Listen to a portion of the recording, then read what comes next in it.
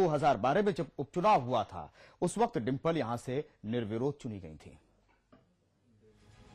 मुलायम सिंह की बहू और अखिलेश यादव की पत्नी डिंपल यादव ने आज कन्नौज लोकसभा सीट से नामांकन दाखिल कर दिया।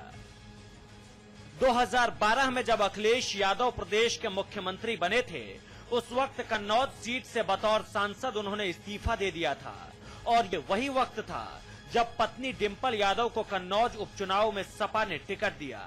इसके बाद जो हुआ उसे कहते हैं राजनीति में गिफ्ट मिलना। मतलब डिंपल यादव निर्विरोध चुनाव जीतकर सांसद बन गई, लेकिन कहते हैं कि डिंपल यादव का कन्नौज से सिर्फ चुनाव जीतने भर का नाता रिश्ता है, क्योंकि जीतने के बाद डिंपल मैम का कन्नौज आना जाना नहीं के बराबर है। वैसे इस सीट पर समाजवादियों का लंबे समय से कब्जा है। साल 1996 से लेकर अब तक इस सीट पर किसी भी अन्य पार्टी के उम्मीदवारों की जीत नहीं हुई है। मुलायम सिंह यादव से लेकर अखिलेश यादव तक और अखिलेश यादव के बाद डिंपल यादव यहां से सांसद हैं। हाँ, एक बार डिंपल यादव को हार जरूर मिली है।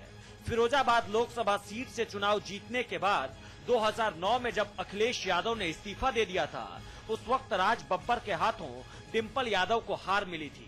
अब 2014 के इस लोकसभा चुनाव में डिंपल के साथ साथ समाजवादी पार्टी की और अखिलेश यादव की प्रतिष्ठा भी दांव पर है। अब होगा क्या, ये आगे आगे देखते रहिए। ब्यूरो रिपोर्ट, समाचार प्लस। और देख लेते हैं कि कन्नौज लोकसभा सीट का चुनावी इतिहास किस तरह का रहा है, किस तरह से समाजवादी पार्टी का यहां कब्जा रहा। 1996 से आज तक समाजवादी पार्टी का यहां पर कब्जा रहा है। 1999 में मुलायम सिंह को यहां से जीत मिली थी। इसके बाद लगातार 3 बार से कन्नौज के सांसद रहे हैं अखिलेश यादव और 2012 के उपचुनाव में डिंपल यादव को यहां बड़ी जीत मिली थी क्योंकि निर्विरोध चुनी गई थी और मौजूदा वक्त में डिंपल यादव यहां से सांसद हैं और उन्होंने एक बार फिर से नामांकन पर्चा दाखिल कर दिया है।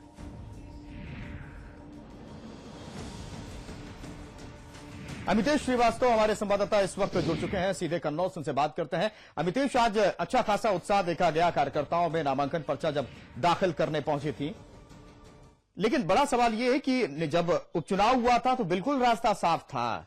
इस बार हालांकि रास्ता उतना साफ नहीं है।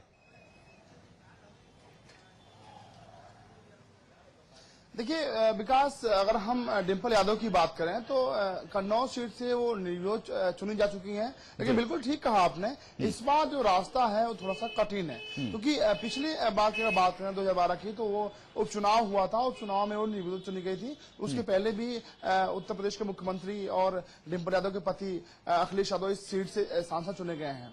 आज जिस तरह से वो मंच पे आई विकास और मंच से उन्होंने जिस तरह से संबोधन किया, साफ तौर पे आप कह सकते हैं कि डिंपल यादव विकास के दम पर जो सरकार, यूपी सरकार जो काम कर रही है, घोषणा पत्र में जो बातें कही गई हैं उन बातों का बखूबी डिंपल यादव ने उल्लेख किया और ये भी कहा कि खासतौर पे यूपी में जितना विकास हो रहा है उतना विकास बाकी प्रदेशों में नहीं हो रहा है। और ये भी कहा उन्होंने कि अगर वो यहाँ से चुनाव जीतती हैं तो उसके बाद से जो कुछ भी बचे काम है कन्नौज में उनको सबसे पहले वो प्राथमिकता के तौर पे पूरी करेंगी।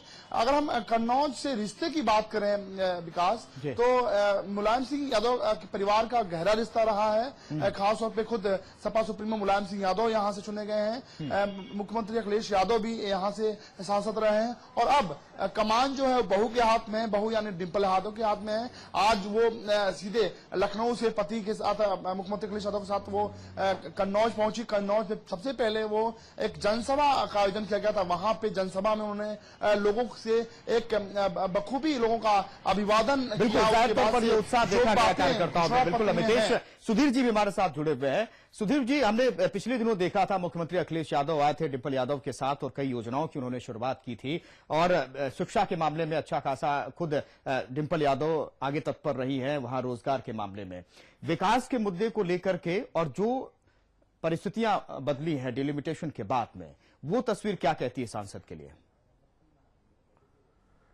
देखिए, पिछली बार जब सांसद वहां पे आई थी उस वक्त की स्थितियां और थी। उस वक्त समाजवादी पार्टी के पक्ष में पूरा माहौल था जी।